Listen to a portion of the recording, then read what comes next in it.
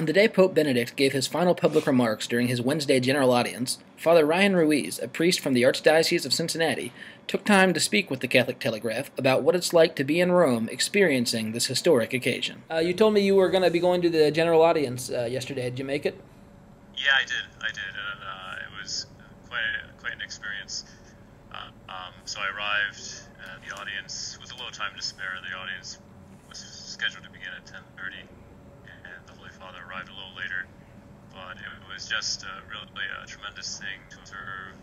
The piazza was full of people, and even spilling out down the street leading up to St. Peter's Square. It was full of people, speakers, and flags were waving. And it was quite an interesting observe, because we're kind of mourning the passing of, in a way, of this Pope and preparing for the election of a new one.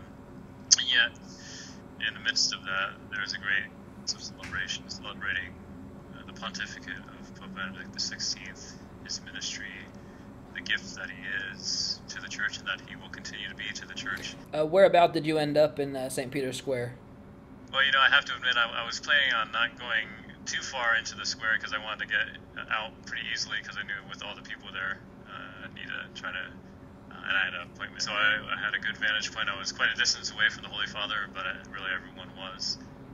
But yet his presence was felt by everyone, and luckily they had big screen TVs all over, so we were able to see the Holy Father clearly and hear his voice and hear his beautiful message. So, What kind of crowd of people was it as far as the demographics?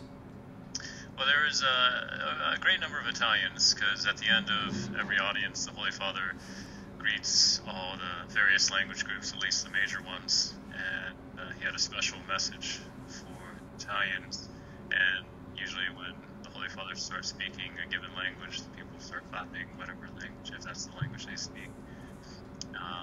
And really the largest crowd that was there were Italians, but there was also a great number of other national groups, language groups. Just looking into the square, I was able to see various flags. One flag from China, a flag from, I think, Lebanon, a flag from the Philippines, a flag from Colombia, from Brazil, an American flag I saw in the midst.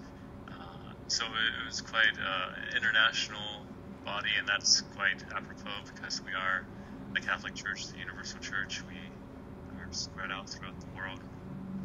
There were a number of young people, teenagers, who were actually helping direct crowds into the square, families.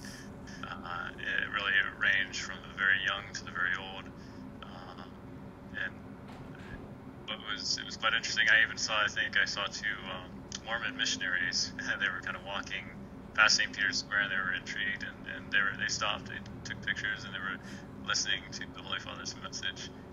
So that was interesting too, seeing even outside of the church itself, people were gathering to witness.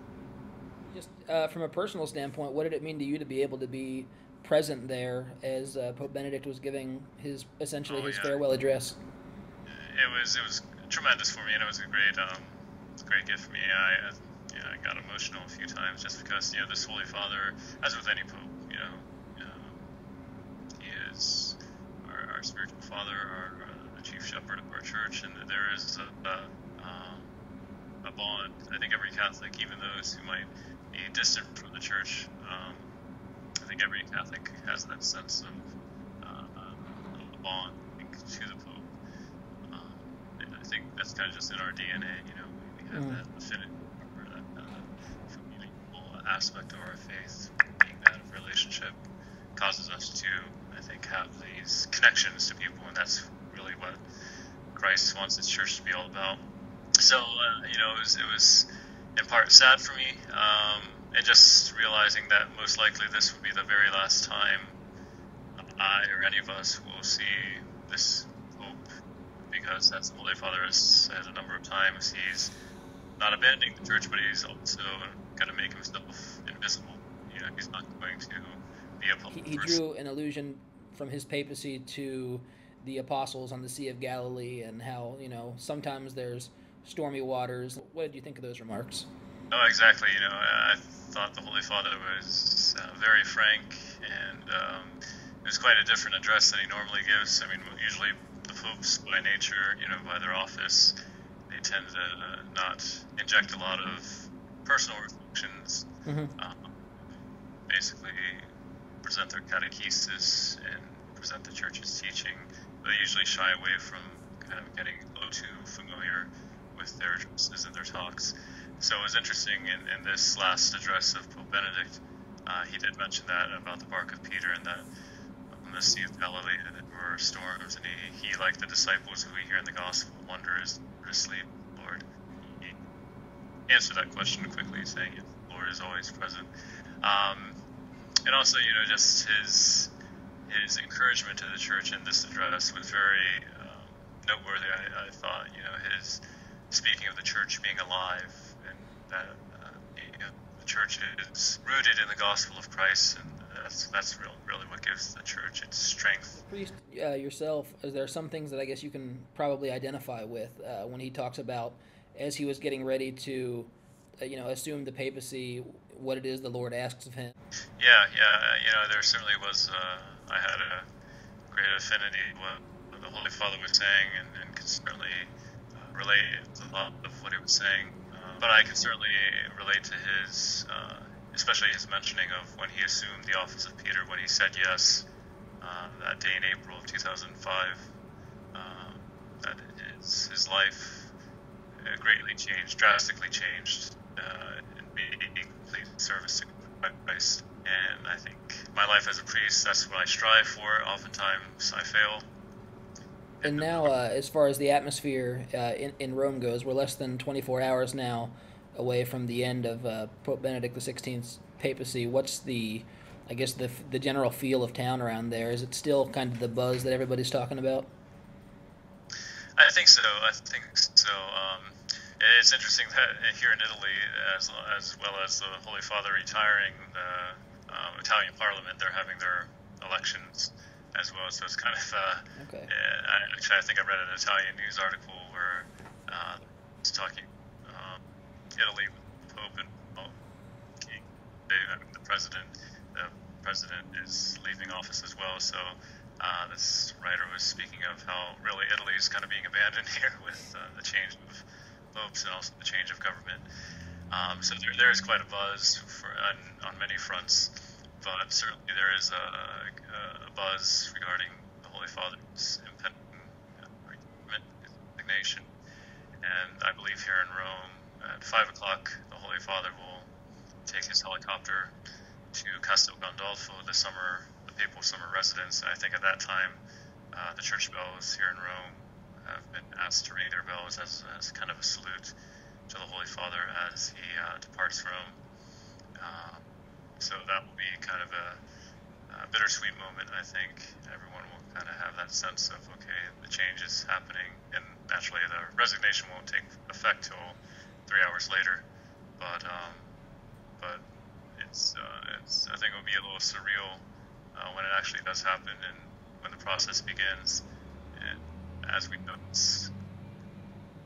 with how everything will work out, we, as always, have faith that the Spirit is guiding us in everything we do, and that God doesn't advance church. Excellent. Well, that sounds great. Is there anything else you'd like to add from your experience at the general audience or just around Rome over there? Just the I think the sense of gratitude for the Holy Father and for his vocation and for his commitment to serving the church. One of the titles of the Pope is Servant of the Servants of God. That actually is one of the premier titles that the Pope has. And we've certainly seen Pope Benedict live up that vocation every minute of his papacy, being a true servant of the servants of God. And even in his resigning from this great office that he holds, again, we see him in this capacity as servant of the servants of God so wonderfully.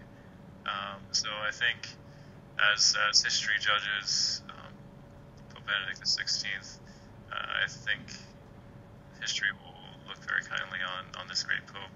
Maybe not immediately, because I think a lot of people are confused at who he is, what he's taught, in many things that have taken place during his pontificate. But I think when people have an objective view of things and will look at this Pope, they will see the greatness that hopefully many people already see, and the great humility and holiness that's certainly there. Excellent. All right. Well, thank you very much, Father Ruiz, for your time. And anybody who's watching this video out there, we'd like to remind you to stay tuned to www.thecatholictelegraph.com, and we'll give you all the updates and news we get from the conclave and everything else involving the papal transition. And Father Ruiz, hopefully, we'll be able to get in touch with you again as the conclave goes on. Certainly. Well, thank you, John, for your time and for your service.